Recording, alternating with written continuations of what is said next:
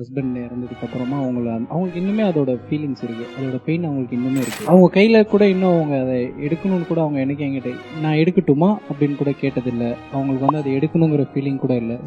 அந்த அளவுக்கு அவங்க அவங்கள லவ் பண்ணியிருக்காங்க. ரொம்ப ஸ்ட்ராங் லேடின்னு நான் சொல்லிட்டேன். சண்டை போட்டால் 1/2 hourல அவள் மறந்துடுவா அப்படிங்கிறதையும் சொல்லிட்டேன்.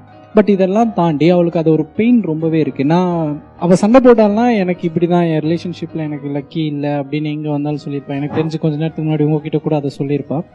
அவள் அதெல்லாம் சொல்லிட்டு இருக்கும் போது என் மைண்டுக்குள்ள நான் நினைச்சிட்டு இருப்பேன், இந்த டைலாக் எல்லாம் சும்மா தான் போகுது.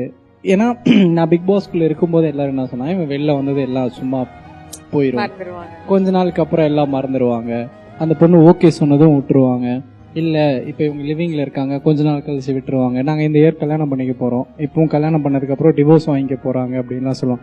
இதெல்லாம் கேட்கும்போது என் மைண்டுக்குள்ள நான் என்ன நினச்சிட்டு இருப்பேன் அப்படின்னா, இதெல்லாம் எதுவுமே நடக்க போகிறதில்ல, எனக்கு தெரியும் நான் என்ன பண்ண போகிறேன் அப்படிங்கிறது.